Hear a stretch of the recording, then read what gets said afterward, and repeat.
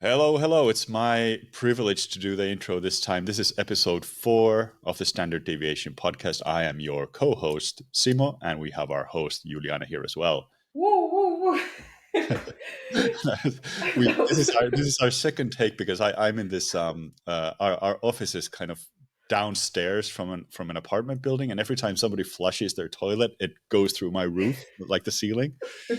I thought that somebody flushing is not the best way to start an episode, so this take number 2 is good. How are it's you? very I'm good. It's very early morning, so flashes are to be expected. Yeah, yeah, but it's like So I horrible. know too much about the bowel movements of the person who lives above this office. I know too much. Like this isn't something that I would want anybody to know about. Oh man. Yeah, yeah, Oh good God. So nice to be here with you. Episode 4 today. We got to episode 4, Simo. yeah. Look at This is an us. interesting one. Like we have such a conflicting topic. It's certainly a topic I feel strongly about, and I know that you have your opinions about it as well. But before we go into that, like what's going on? How's your week been? I know it's just Wednesday, but it's been it's been a very long week for me. Actually, it's Thursday. I Yeah, don't yeah, even know Julian, what it's day it is Thursday. That's anymore. good. We can skip it. Yeah, it's Thursday, that Juliana. that can show Thursday. you Yeah. how aware I am. No, it's been a long week, and I want to take this opportunity to tell people that they need more GTAG only websites documentation Hmm. because nobody's documenting this. And while I'm appreciative of every GA4 GTM documentation out there, which is actually good because the documentation from Google has improved considerably in the last years, It has. considerably. Like they do a great documentation lately. I wonder why. But yeah, we need more content for GTAG only websites. It's a lot of things that happen there that nobody talks about. If I manage to gather the strength, I might write an article about what I found in an audit. But besides that, yeah, it's agency life, man. I didn't know Mm-hmm. agency life. That's all I gotta say. Yeah. It's been tough, but I'm good. I'm good. How about yourself? Well, I mean, nothing that exciting. Yeah, GTAG. I just have a solution. Like instead of getting more GTAG documentation, maybe just get rid of GTAG on the websites and install GTM. I Um, know. yeah, but it's tough. Like it's a competing technology, and I think that Google is struggling to make sense, or they probably it makes sense for them, but for them to make sense it to customers, you have the Google tag, then you have G tag, then you have GTM. So yeah, it's confusing, even though they're trying to consolidate stuff.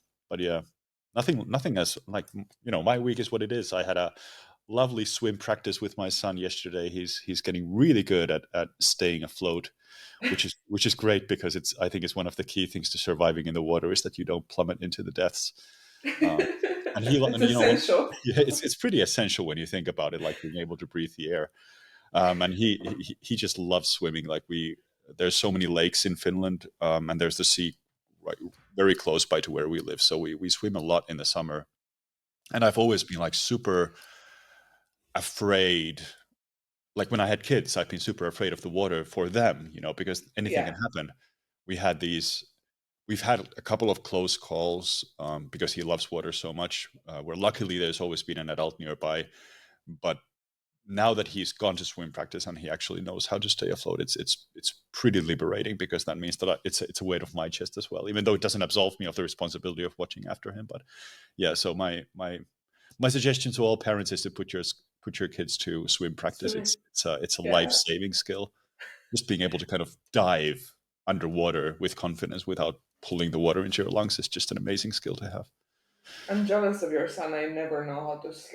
I never learned how to swim, Oh and yeah, it's it's not embarrassing too late. because I don't know. I mean, I could probably float right now because I still have the COVID weight on me. I could probably float very well right now everywhere. That's not how buoyancy works.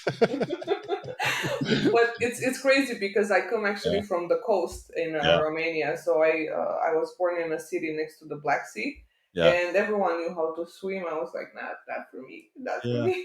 yeah. But it's cool. Yeah, no, I feel that as parents, our fear levels increase. As Hmm. soon as you have kids, everything sounds scary. My son wants to go now in this school trip, And I'm asking like, why are you going there? What if a car accidents happen? What if I never see you again? Yeah, Why do you want to go? Stay home. exactly. Yeah, yeah. So we need. It's hard as a parent. We need Yeah, to get over our own fears, and I think it's hard. But it is. happy for your son though. That's awesome, man. Yeah, it's like, the basic survival skills. You have, swimming, you have JavaScript, you have and he's getting good stuff GTAG. at too. You have GTAG, yeah, the basic survival skills for anybody who's growing up. But yeah, it's been a week again, and just working on all sorts of course stuff, which is always fun. Trying to get inspired by things that happen around me. Now I'm just trying to kind of look at how people are doing email courses, which I think is a super interesting concept. So just do a course entirely over email. It's like these correspondence courses, like before email, where you would get like a letter sent to your home with the next exercises, and it's just an interesting topic to follow. I'm not sure if it makes too much sense in this day and age, but it's still kind of I just super actually built inspiration. those You do? before. You did? Nice. How did they I work out? They Do you were have any great. tips? They're a very good lead gen type of activity because obviously when you have a business, they're a good lead gen activity, but it's also easier for people to consume it because it's text you read and it's easier. And I noticed that they have like so mostly. Finally, I have something to say. It's a marketing thing. Um, so this email courses are like a growth loop. So it's actually a product move or a growth loop where you put people in the email course, but then you inspire them to share it, to share with Mm, others. Like it's basically growth that starts from word of mouth, from social media. yeah. So it's a great product and marketing move, but it's also very helpful to people because they get to get a bit of a taste into Yeah. what they can learn further. So if you want to introduce like a bigger topic, or if you want to teach something that's simpler enough to go over Mm, email, it's great. The best one that I've seen, and I think it's still live, it was from Drew Sanoki. I don't know if you know Drew Sanoki. This guy was like the email god back in the. He was the one actually that came up with customer value optimization and promoted RFM segmentation with Kevin Hillstrom. It yeah. was him, Kevin Hillstrom, and I forgot Jim Novo, the guy that wrote Drilling Mm, Down. yeah. So these three guys were like the pyramid of customer lifetime value and email Yeah. marketing and so on. So they did this email course. It's on nerdmarketing.com that teaches you how to optimize your customer lifetime value. Okay. Cool. 10 emails, Yeah. very good. So if you want help, I can help with that. That's something I know. That they'll appreciate it, of course. Like I think our twist is that you mentioned Legion, and we want to, like in true Simmer fashion, we want to create a course which has absolutely no strings attached. People can take it like purely from a knowledge sharing point of view, which obviously there's an underlying lead gen because when we do something in Simmer's brand, then of course people get exposed to it and they feel like, okay, this is interesting. Let's take a look at other stuff. But yeah, I'm mainly thinking about like, yeah, we'll definitely add those examples to the video notes. Of course, that's really good stuff for people to read, even if it's older. Yeah.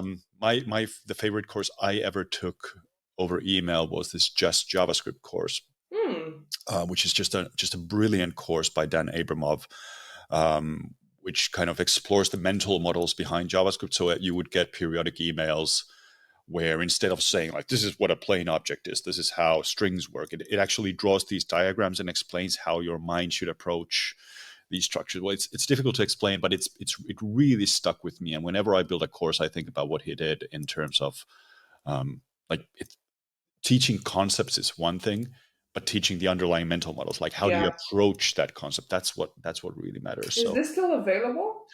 it's probably still available, and I will definitely put the link up. But I know that he also published a book with those chapters, like that course has chapters of that book as well. I think when he released the course initially, it was like a proof of concept for the book, so Oh, it was that free makes back then. It sense. might cost a little bit now, but yeah, we'll definitely look into it in the Yeah, I would love to see that. yeah. And talking about courses, ever since you announced the CSS selector course, my inbox again, when is he launching it? I was Oh like, yeah. I don't have a hotline to Simo. It's like, what? Like, when is it coming? When is it coming? Like, people Well, are, yeah, it's a well, problem. I'm really hoping to get it done before the before Q1 is over.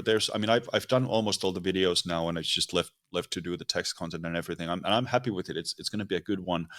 But we have a bunch of stuff happening. We're going to go on a long awaited for vacation next week. So this Yeah. would be the end of February in case this episode doesn't air in time. But so we're taking a little vacation. Then we are actually working on rebranding our website at the moment. So that takes a little while. Then there's this email course thing that I might have alluded to, which we're thinking about. So there's just a lot of things going on. And the good thing about Simmer is the same thing about this podcast, is that we're not stressing about stuff. We're releasing stuff as it comes to us. Which And reminds me,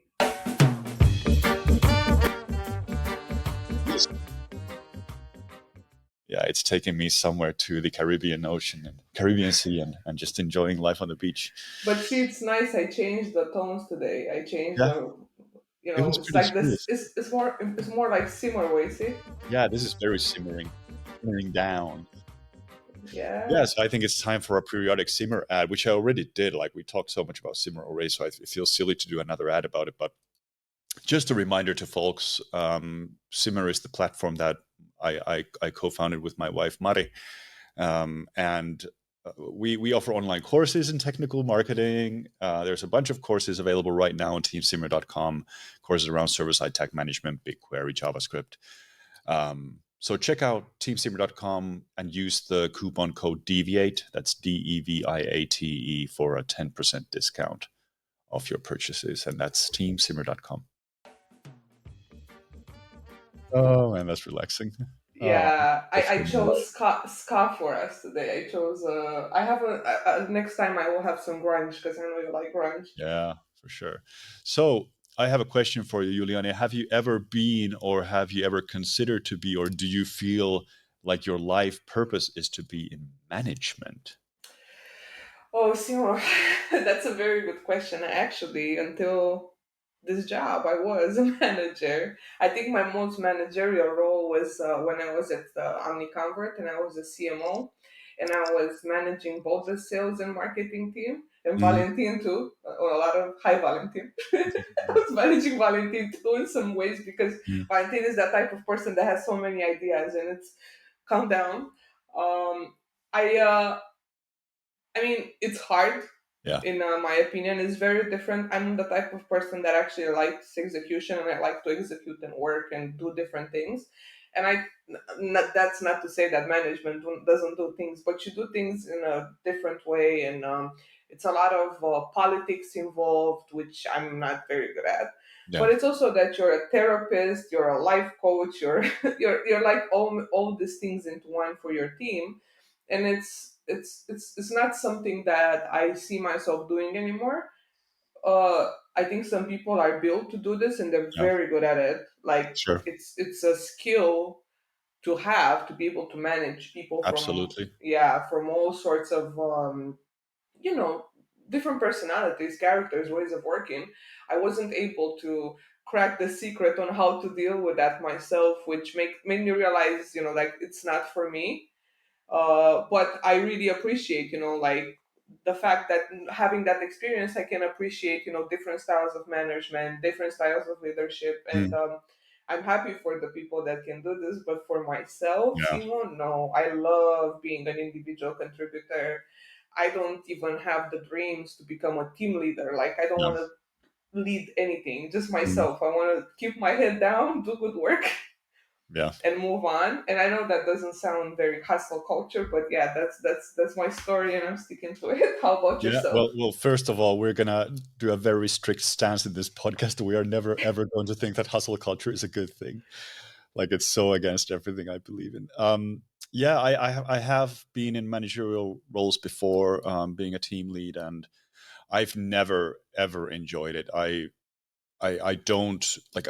I have this built-in, just adversarial approach to authority in general. I don't believe, especially people who are like promoted to management when they haven't shown that they have those leadership skills. If they promoted management because they are talented, Yeah, I don't think it's enough. Like, it doesn't equate. Like, those are two separate ladders. Like, you have your upskill ladder and then you have your management or your career path ladder, and they don't necessarily coincide. And I've like I did the military service. Like military service is required for all Finnish men after the age of 18. You can also opt for civilian service, and women can of course volunteer to join the service as well. But anyway, I did the service. I was offered a chance to become a non-commissioned officer, and Hmm. I rejected it because I did it like I just didn't I didn't want to do that leadership there either. But what I saw in the army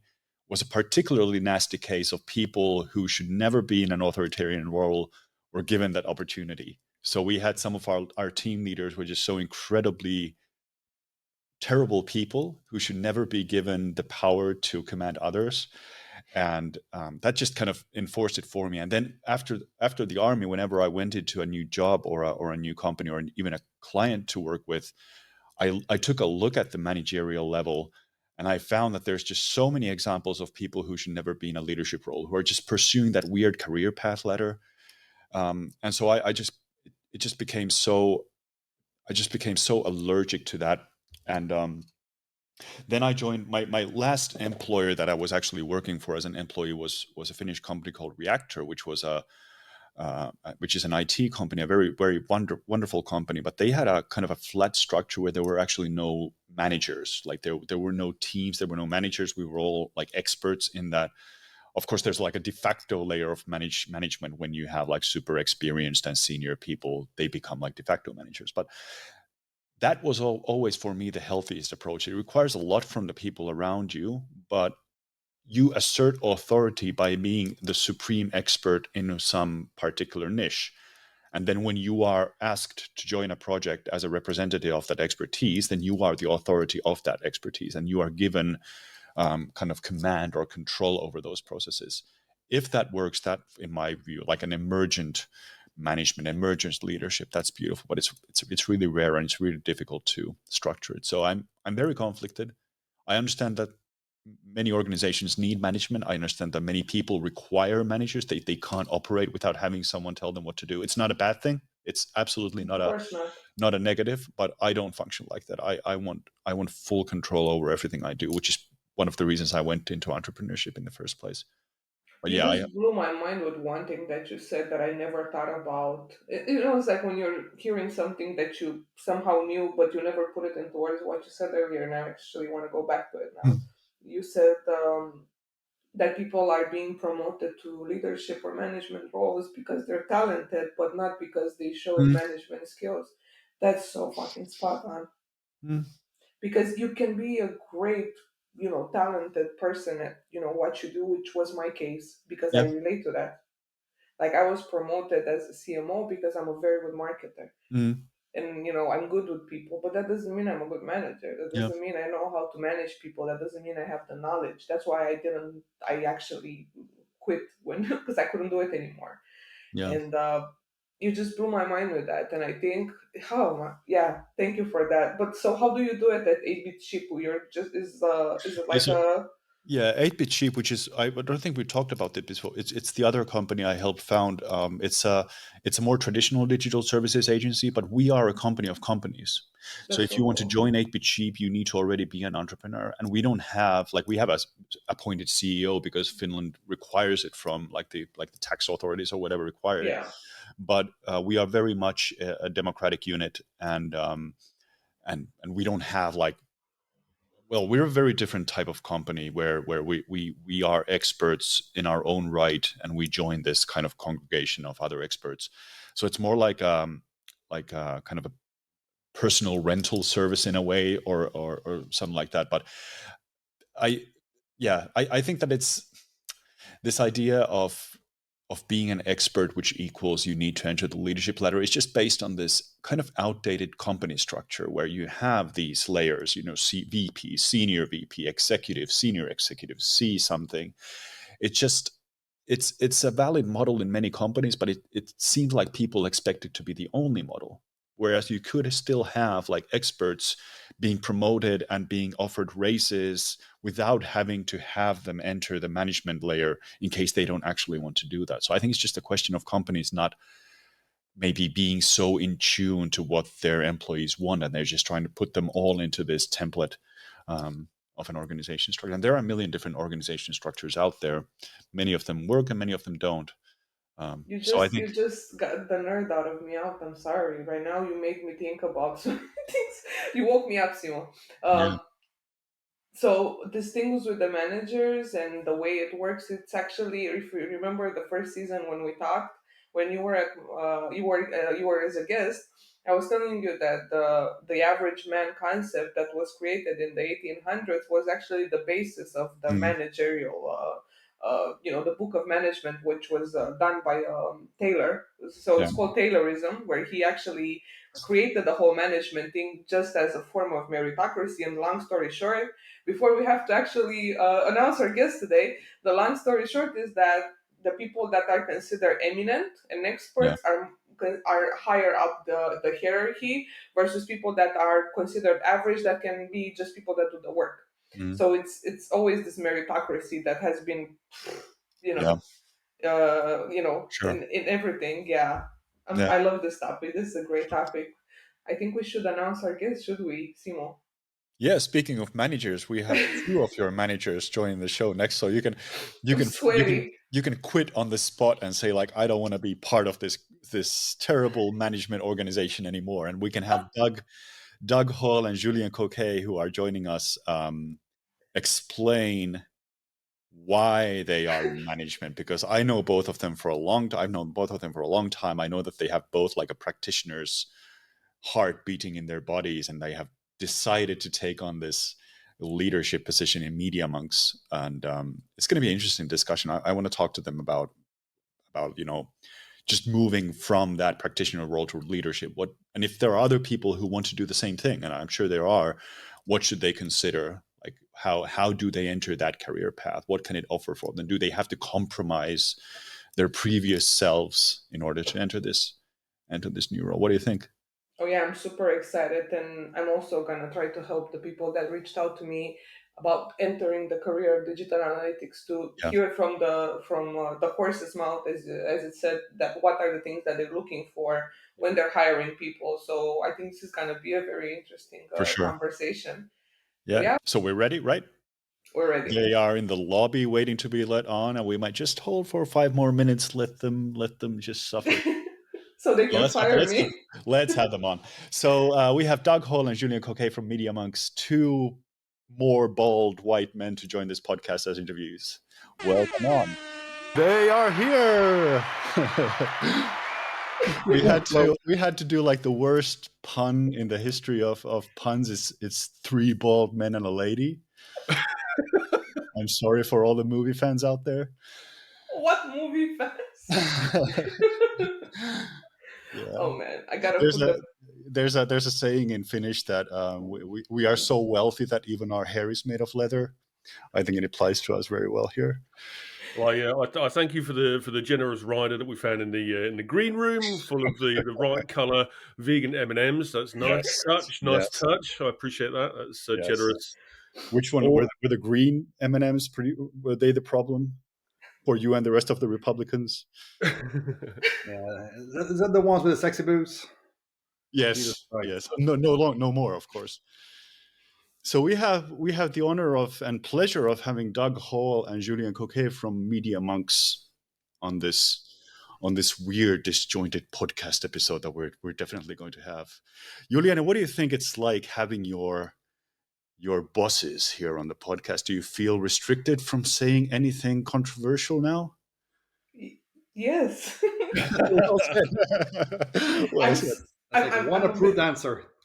Yes. yeah. this is like the most random stand up ever. Just go for it, kid. You know, whatever Exactly. takes your fancy. Yeah. I have a list here of the things I can say or cannot say. Oh, do not No, stop words. I'm excited to have them both here. I just met them in person for the first time, and I think I've been giving them like countless hugs. And I'm not a hugger. If I don't know you, I don't talk to you. But I've been hugging them and messaging people on Slack every day that I love. So like I'm in a very emotional state still. But also, yeah, I'm excited to have you guys here both today because there's a very big interest in the market in this transition to digital analytics and measurement marketing, technical marketing. And I don't think there's too many people talking about the process of hiring new people. What are the skills we're looking for? What should people learn? What should people, focus on to be able to transition? Even on Measure Slack, I noticed a lot of wave of people saying, "Hey, I want to transition into this. I've been doing marketing. I've been doing product." But also at the same time, there's people that perhaps like you want to transition into a management role in analytics. And yeah, me and Simo have very strong opinions about management. So we would love to basically know what were you guys thinking when you. I got very strong opinions about our leadership, and I think they're all fantastic. I just want to get that on the record. I want to make sure that is absolutely clear from the get go. Um, This is going to be a lovely, honest discussion. I'm not a lawyer. HR is not waiting outside. No, it's fine. I mean, I remember mid last year, there was one of my colleagues put a post on LinkedIn, and he reflected his own personal political views, and that's absolutely fine. But it did make people right at the very top of the. I hate the phrase top, but the founders. One of the founders actually said, "Everything okay with this guy?" I reached out to him personally. I said, "Mate, you're all right. The post makes it look like you're a bit cross, angry, sad, whatever." And he said, "No, no, no, no. It's just my political leanings." And he went and edited the post, and I thought this was really cool reflection. Actually, it didn't occur to me consciously that this was the outcome, but he said it speaks a lot about the company I work for, where I can post this in a public forum, and the leadership don't say stop it. The leadership say, "Are you okay?" And I thought that was pretty cool. That was a reflection that I'm yeah ludicrously proud of, but shouldn't be. But that was good. That was a good thing. So you're framing leadership as an enabler rather than kind of something that sets limits, or A facilitator, enabler. We could argue semantics there, but yeah, it's definitely a key part of it. Now, it's not setting limits or boundaries. I was chatting with another guy recently who. I won't name drop it. That's a bit tacky. But he said I hired a data scientist, I think it was, and he didn't really have a remit. He said, "Go make something cool," and that was the brief. And cool things happened. When you've got the right people on the team, you don't need to be focused on guardrails or restrictions. Let them go. Let the creativity happen. That's why you hired these people, right? Have the trust in them. I think that's what leadership do yeah, and should do. You put trust in your hires, right? yeah. Yeah. So moving to the transition, which Julian already alluded to, I want to ask Julian in particular because I the first time I met you and many times since, I know you as a super geek at heart, and you've written all these wonderful blog posts, and you've talked about at Super Week. You had one of the most famous quotes from Super Week was about tag management. Do you remember how it went? The one about tech management not being a miracle cure. Yes, Okay, that it's a one. Yeah. beautiful quote. Yeah, so tag management isn't a miracle cure, it's chicken soup for your tags. Exactly. So you had a lot of little gems like that, and you were already active in, and Doug as well, in Google Plus. Rest in peace when we had our vibrant Those are the communities. days. So how does it feel? You're now a manager. You're now hiring people. Do you still have time to geek out? Do you miss that life? Oh, you know what? No later than yesterday, I was actually playing with Cypress because like Peter Meyer got me the idea at Super Week. But yes, I'm one of these guys who who die if they stop moving, very much like a shark. So I have to keep learning stuff and tinker around in the old Visual Studio. Otherwise, it gets boring. And I think, frankly, back to the management point, I kind of owe it to the team to be able to do what they do. If only to show that one, I know what I'm talking about, two, that I care, and three, that I know like how much time they need to do stuff. I know where they're going to be challenged. I know where they're going to need support. So all of these things, I want to say, come naturally as you grow from a technical background to a more of a managerial background. And again, I like to think that I'm too nice and honest to be a manager. But I mean, apparently it works. Not to toot my own horn here, but I getting nothing but glowing reviews from my team members. So I must be doing something right. Um, I like to think that uh, my management style is more about don't be an asshole. Treat people like human beings. Yes, we have constraints. Yes, we have deadlines, but it doesn't mean that we have to crush people's heads to get there. So in the case of Juliana, um, yes, I am putting you on the spot. So what was great is that we weren't sure what to do with her in the beginning, and we figured, oh wait, we found a diamond in the rough. So in a way, what Doug and I and our colleague Wenting do is we try and shape her in a way that allows us to use her talents the best of her ability, but also allows her to grow in wherever way she wants. So she can be more of a technical web analyst, like more implementation style. She can do more analysis. She can do more, I want to say, client-facing work, and we love her for that because her path is yet to be built.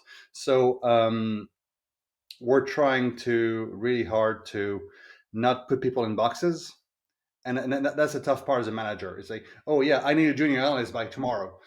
Yes, but do you need someone who needs to do X, Y, or Z? And we're not sure. So I would love for people to be Swiss Army knives, but they're not always Swiss Army knives. They know how to do A really good, but not necessarily B. So in the case of, let's say, Juliana, again, to put you on the spot again, um, the goal is really for you to get some knowledge on like all sides of the job, and then choose where you want to focus. I'm going to flip this around here. I'm going to become interviewee becomes interviewer. Very good. Julian, you're basically same age as me, right? So as really old guys, we quite often get the question, what would you say to your past self, to change the course of history, or what advice would you give to the 20-year-old Julian or Doug? And you know what, with the team that we have now, we've actually got that opportunity. We can see these guys have got opportunities that we never had, and we go, wow, that'd be so cool if we could do that. Hey, we've got someone who can take this on board, and that's super exciting to see team members who are junior versions or younger versions of our former selves. They've got passable hairstyles and that kind of stuff, but all these great opportunities. It's like, yeah, pass it on. Yeah, go for it. Is this going out? When is this going out? Is this going out before Sunday when it's Julian's birthday? Happy birthday for Sunday, Julian. No, the episode is not gonna air before Julian's birthday. It's gonna be airing in 2 or 3 weeks from now. However, happy birthday, Julian. Happy birthday, Yay! Julian. I'll live with that. But yes, Uh, Doug and I think we have a 6-month age difference or something like that. Tell me, how did you guys meet each other? I never heard that story. Was it a Google event or was it Super Week? So pretty sure I met Doug at a Google Analytics authorized partner summit, like way Yeah, that back. was it. I'm talking in the late 2010s or early 2010s, and we met Simo at the first ever GTM Partner Summit in Copenhagen, and I want to say Yeah. 2011. No, no, no, no, no, no, no. 2014, 2015? That late? Yes. I didn't start doing stuff until 2013. Oh, well, there you go. And GTM was introduced in October 2012. Remember this? So yeah, it was Yeah, that was I'm the getting confused with Universal. Sorry. that was the first official summit and the only summit outside the GA Partner Summit for GTM. Exactly. Yeah, Yeah, it didn't really gain traction. Shame, really. That was it's fun, that but was a good view, wasn't it? Yeah, it's difficult to move the team around Europe, I think, or around the world, I think, for many. for sure. Yeah. Yeah, but the hiring practices, like you put a lot of hiring notices out there. Like right now, what are you hiring? Like 50 analysts or something? Um, are you worried about overhiring? Because all these big tech layoffs right now because of overhiring are happening. Do you feel like you need? How do you like buffer for that? How do you avoid the optics of pushing out so many job notices when there's all this turmoil going on in the industry? It's a global hiring way that you see. It's not just say Europe or APAC anyway. So there's that, and I'll be the first to say that sometimes it's not really 50. It's really like the same job across a few different cities, and of course that multiplies. But either way, what differentiates us, I think, from let's say the big tech companies and the layoffs and stuff, is that we hire based on growth, as opposed to say tech companies who will, for instance, like create a new department because there's R&D there, or there's a so we don't really work like a product. So of course it's going to be a lot different. So you hire for an existing need, or you hire for a Both. potential need, or Yeah. okay. What do you think, Doug?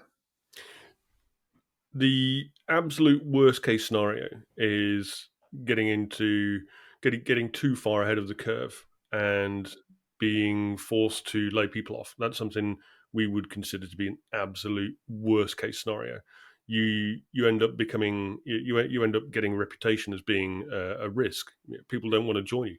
If you let people go now, it gets more expensive and even harder to hire people back if you get through the other side healthily. So avoid that at every cost, at all costs. So you've got to judge that hiring pace and judge the type of people. Be really, really aware of who you've got on the team, top heavy, bottom heavy, whatever. But it won't it won't surprise you. But the way we understand, deal with, and plan capacity is very data driven. It's something that we are really, really keen on, is internal data hygiene and being able to use that as a forecaster, okay, we made that forecast. Did our actual performance meet that? Do we see accuracy in the forecast? And generally we do, and that enables us to make that decision not based on gut, not based on whim. It's quite data driven, quite boring, but it's effective, and it means that we don't get into that nightmare scenario. Yeah. So yeah. Yeah. But I'm curious, for people that want to enter the digital analytics field, and as I mentioned earlier, there's quite a few of these people, and obviously, my experience is not going to be anyone else's experience. Everyone is in their own way. They move their own, at their own pace. But I would like to know, for people that, and I actually had somebody asking me, like, what courses should they take, or what type of things they should do to be able to be hired, like from a hiring management perspective. I would like to hear both of you or your opinions on what would somebody that is trying right now to get hired in this field as a junior digital analyst or architect or whatnot, what are the things that they should focus on to be able to, I guess, stand out in the interview process? Because it's not just the work that you do into learning all these technologies and tools, it's also how you present yourself in an interview process. How do you stand out? How do you make sure that you're going through the whole full funnel of the interview, and ideally get hired? And I would love to hear both of your opinions. Doug, you can start. I would love to hear your thoughts. Yeah, we only take PhDs who've got 20 years experience with Web3 and NFT. Blockchain is nice to have. Nonsense. No, no, no. Yeah, we're seeing people hit the ground running from all parts of all parts of the spectrum. It's not about actual ability right now. It's the ability to learn.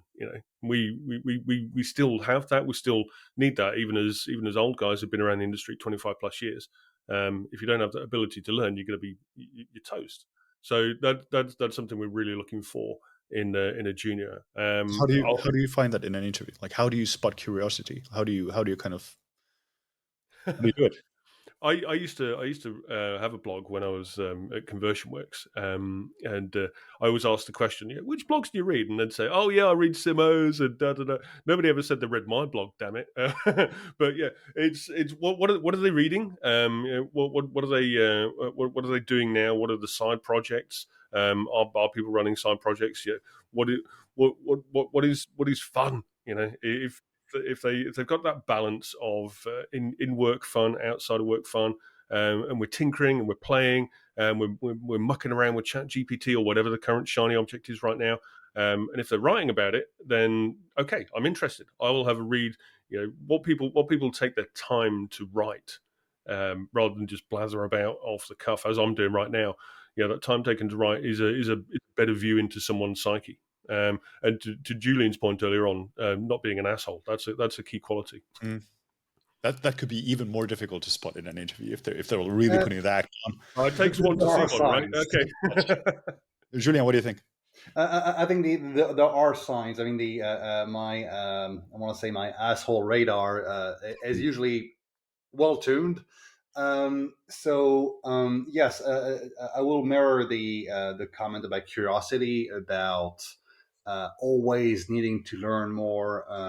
That's great. I will tend to. The joke is, of course, that our company is not called Media Monks. We're not building a cult, but we are we are feeling some kind of culture inside of the data team. So strangely enough, we tend to hire people who function the same way. It becomes uh, apparent during the interviews, and we have a fairly lengthy interview process. I mean, we used to be a mom and pop company, got acquired by a 9,000 plus group.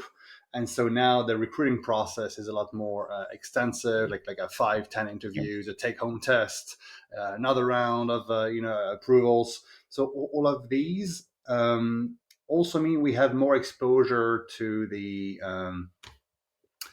candidates. We have also separate interviews with the candidates. So that means that we're able to compare notes about attitude, about curiosity, about technical know-how, and and I like to think we haven't really made that many mistakes. We made a couple. Like every company does, but Yet, we yet. have a what? I said Yet, yet, yeah. yet. No, rotation wise, we've got tiny numbers. Retention Very high. is pretty damn good. Julian, do you agree?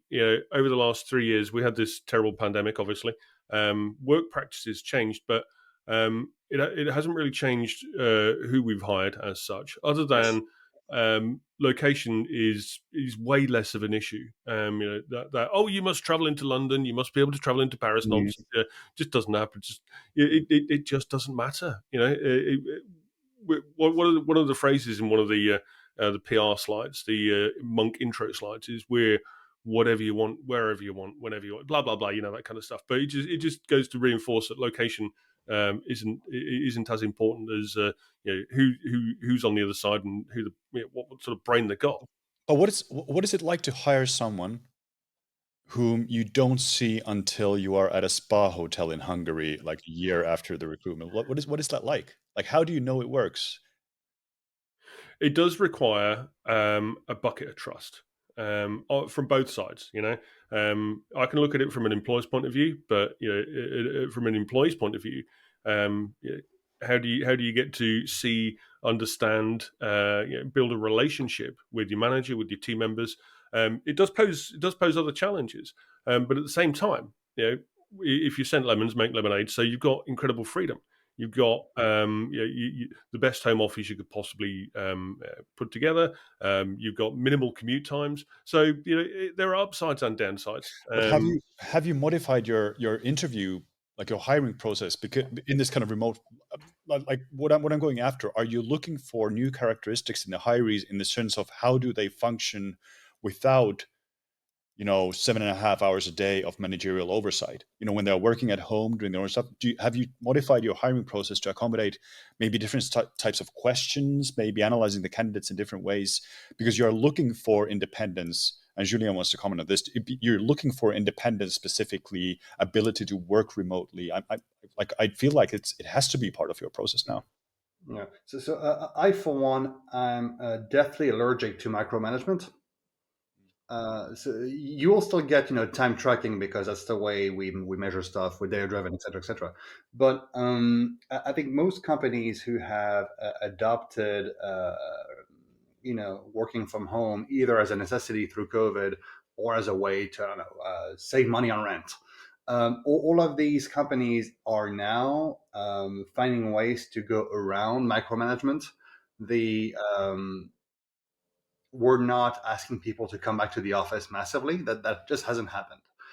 In our case, as long as the work is done, that it matches, our deliverable quality criteria, I couldn't care less. As long So, as I mean, we hire quality people who do quality work. We get paid quality euro/dollar for it. As long as that recipe works. But you do care in a way that it has to also be a culture fit, and I would kind of assume that assessing whether someone is a culture fit is now a bit more difficult because you're looking through a video screen.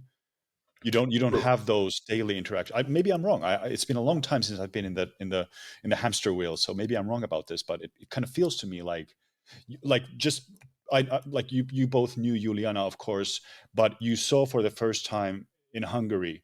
And there's no saying what could have happened. Like if it turns out that either you And you two are were complete shocked. assholes or Julian is a complete asshole. You don't know that. You don't know that until you meet and have a beer, for example, together. Yeah.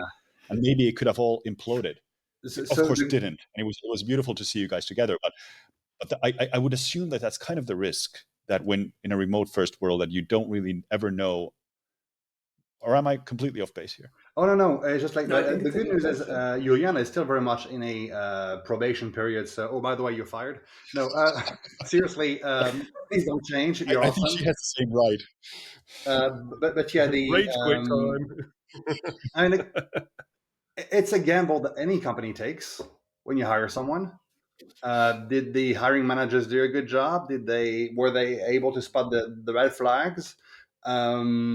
I like to think like Doug and I, well, mainly Doug and I, for these roles, throw a couple of unsettling questions throughout the process to see how they react, how they are they alive, are they a replicant? Mm. You do the Turing test to them? Oh yeah. Good. No, seriously though, it's the type of question I think like the one thing that I always ask is there a question you wish you'd asked me but I didn't? That's nice. That's Trying pretty cool. to get people to open up a bit more to how should we say to deliver themselves, kind of be give me a human vulnerable moment. Uh, It's that much more. doesn't mean you're not going to be another GTM drone because I can hire those from anywhere. It's much more a part of everyday life now to have video calls. So that remote aspect is far less of a barrier to getting to know someone. As long as your asshole radar starts to ping if the camera angle is looking up somebody's nose at this. After 3 years, if we can't get a bloody camera angle sorted out, then okay, that's a kind of easy litmus test. But yeah, the quick fire round, tea or coffee, beer or wine. Yeah, we can start to get a feel for people. Now, Julian and I, we stand on the shoulders of giants, and there was one giant in particular who he's got some sort of weird spidey sense, some amazing spidey sense to spot really good candidates, and he's done this for the entire time I've been working with him, our German friend, Oh yeah. mentioning no names. but yeah, the talent he's got in saying, yeah, that's a good candidate. I trust him. I absolutely trust him, and he's never let us down. And that's quite a precious superpower to have on the team. So yeah, it's a big help. Before we start wrapping up, I Julian had a great tip. Like when you ask an interviewee, is there a question you wanted me to ask you? So can we flip this around and give some tips to interviewees themselves? What would you like for an interviewee at your company to ask you during the interview process? What's your tip? What would be a good question to ask you that instantly gets you guys like, wow, this was a great question. I'm happy. Like this shows that this person is more than just the sum of their parts. I would Know as ask them. much about the company as you possibly can. Really get inside who's at board level, because it's a publicly traded company.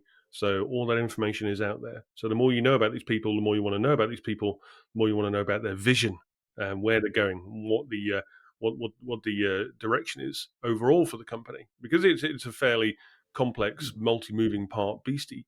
10,000 people, across content, media, data services, tech services.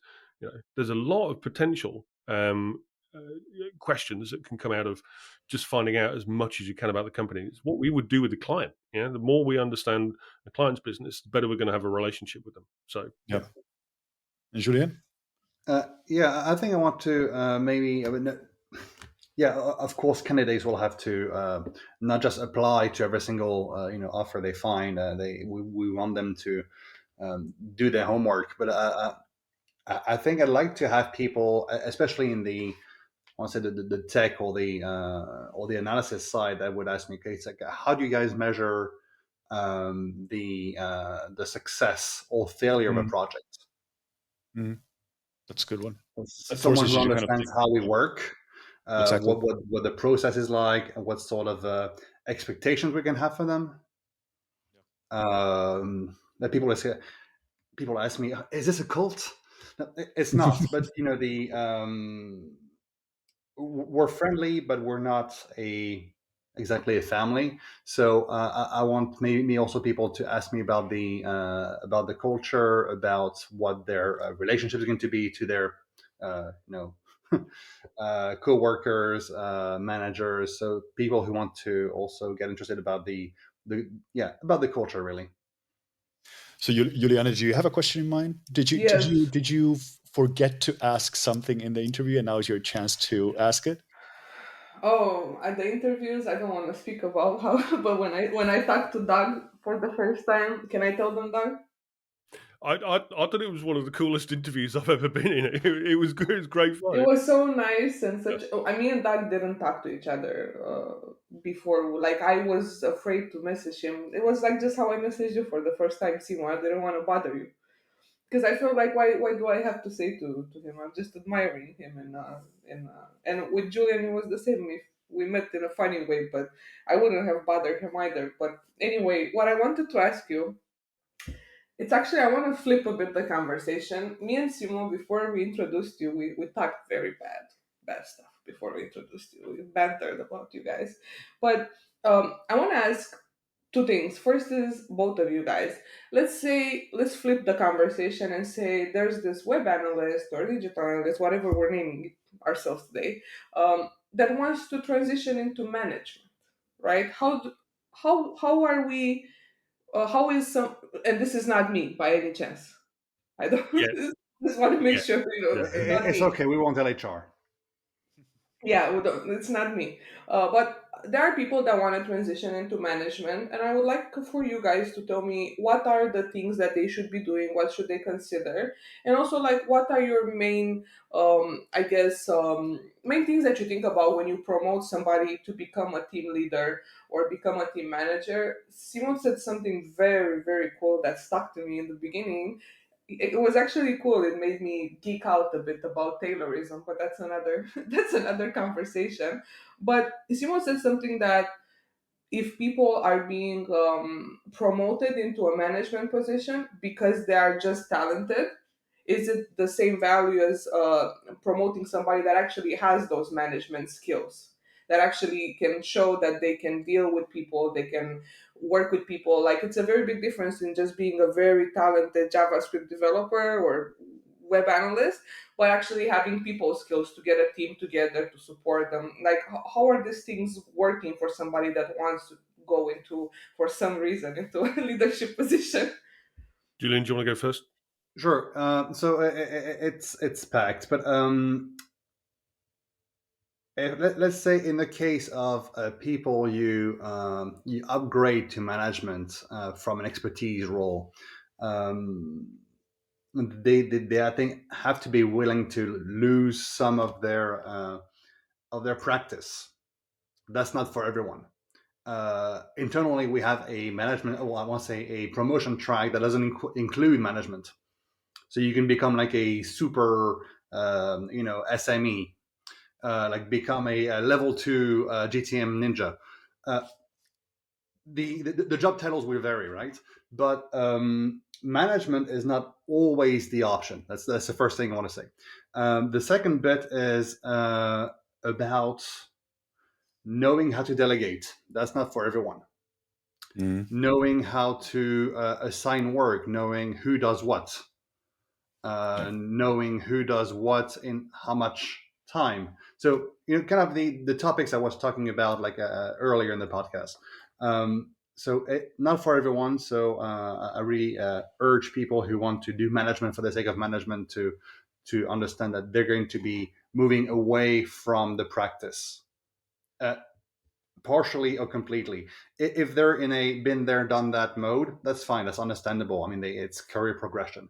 I, for one, after 20 plus years, don't see myself giving up, being in the trenches, even partially. So, yeah, I'm biased there. So hopefully Doug will have another answer.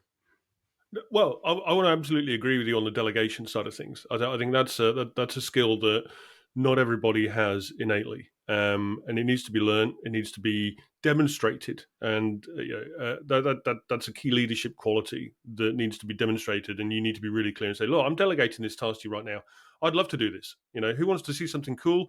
Yeah. Who wants to go ahead and take this on? Right. Okay. Now you're going to go ahead and take this on. I'd love to." But no, it's your opportunity. So that's a key part of it. But delegation is it may for a new leader, it feels like a one directional conversation, and this is a realization that it's bi-directional. It's really really important to be that conduit between your team and other leaders and other teams as well. To be that. That nexus of communication and information. And with that, you've got to recognize who it is you're actually working for. As to Julian's point, less so you're working for clients, more so you're working for your team. Now, I remember one of the first conversations I had with our chief operating officer. He said to me, I work for you, as in he worked for me. And I was like, wow, okay, big respect, big respect. I really dig that. And I take that on board and I apply that and I make sure my primary focus is working for the team. Because it's representing the company, representing them. And again, that's not something everybody innately has or is born with in terms of talent. You got to show this, you got to demonstrate this, and you got to educate on these points as well. Well said. Thank you. I think my last question before we wrap up is how are you guys still excited about everything that's going on after so many years? Because like Oh, I I'm not. always I'm, see I'm you faking excited. it. You're so tired of the shit. You're too old for the shit. I'm too old to be a Yeah. monk now, right? Is that even possible? That's I right. know. I'm not the mother superior. I'm not gonna do any more ecclesiastical puns here or anything like that. That's nonsense. But seriously, like how are Yeah. you guys still excited? How do you still find the excitement after doing this for so long and just seeing all this generation of people coming in and doing stuff and you're like, look at these guys. You know. Well, Oh, it ain't like it was 25 years ago, mate. I tell you. Oh, the good old 90s. Yeah, yeah. yeah. CGI scripts, Pearl. Yeah. No, the challenges change. The industry changes. Society, culture changes. the scale of the challenges changes as well. It's never ending, this rich tapestry of life. Cliche. It's beautiful. It's beautiful. Like the Lion King theme music should be playing right now behind I us. wish I would. Well, I this is only where the had montage reggae. is going to happen, right? This is my Yeah, montage there moment. will be. Yeah, we'll make it Yes. snappy. We'll make it Valentine's Day. Wavy effects. Yeah. Yeah, Julian, what's keeping you going? Like you're still energetic. You're still putting stuff out Oh, there. You what's doing? there's a That's never-ending shortage of candidates that I can traumatize as they join the team. So Interesting. No. keep them coming. You're drunk with Seriously power. though, I'm really worried about you. You're completely drunk with power. I think we just find new and interesting ways of doing what we've always done. I mean, like business intelligence is like 45 years old or something. So what we're doing with data is just being made more accessible because we have like bigger computers and as I like to say, the with age, what changes is the price and size of toys. Mm. But at the same time, you don't stop playing because you grow old. You grow old because you stop playing. So Mhm. finding ways to keep yourself interested is a sort of life. So that's what Yes. keeps me going anyway. So it's really about looking into those like very, very basic human traits. Again, curiosity, reinventing yourself as like being an inventor, which is a lot of what we need in this industry. And everything on top of that are just layers of like user interface layers in a way. But the core Mm. part of our product is being curious and being kind of insatiably curious Yeah. about everything that happens around us, and that's what keeps us going. That's what I think. That's what we're saying here. Get your eyes up off the keyboard. Look at the horizon. Look out. Think about a bigger picture. Yeah, look at him go. Doing my bidding. Speckled ceiling, beautiful. Yeah. Thank you so much for coming today. I want to ask, where can people? I mean, I know, but where can people that want to connect with you potentially slid in your DMs for a job? I highly recommend that method. You would be really worrying if Juliana, as an employee, has to ask now, where can I find you? You're my employees. Where can I find you? You can see my calendar. Book a meeting. But That's an open invitation to seriously, everyone online. Book a meeting with Doug right now. We'll share the calendar link in the video So notes. I actually have a tiny industry secret to share with you guys. oh If no, if you want to be like really sneaky, go to your LinkedIn profile and add a special character after your first name. That special okay. character will reverse the entire string of characters that come behind it.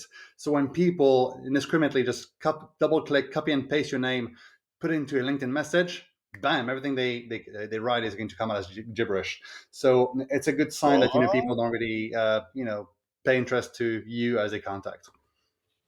this is the tip of the day. Thank you for that. We're going to add step-by-step instructions. Yeah, Yes, we need sir. to record this. I'm gonna message you about this. This which is which Twitter accounts of Julian's are you going to include in the show notes here? Just the main one, or the other one as well? Oh, the other one We're too, going to but he's been quiet. It's been an absolute honor and pleasure to have you on. It's always so good to see you. Likewise. It's good to have Juliana again, talk to her managers. It's good to do this for a I'll see you podcast. It guys needs in to an happen any hour. other way. Yeah, I'm I'm going sure to we'll have London now. I've got another meeting to go to. So and it's yeah. we've had some hopefully great tips for people nervous about interview process and nervous about entering this industry. And then of course a lot of completely nonsensical and irrelevant banter, but that's what it is. Of course. That's what life is. And I hope that people tap into the great suggestion at the end of just not letting go of that curiosity and just feeding it, reading stuff, writing stuff, inventing stuff, because that what keeps you going even when you hit your 70s, like Doug and Julian have. Well, Collectively. thanks, mate. Young Simo. Hey, pops. Yes. My You dad's. young whippersnappers, you. That's All how I'm right. gonna name the I'm episode. not going Young to let your youthful whippersnappers. experience be a penalty for you. Okay. Let's not make this about me now. So thank you guys. Have a wonderful day. Have a wonderful week. Talk to you soon. Same. See you soon. Bye all. Take care. See you Ciao, soon. ciao.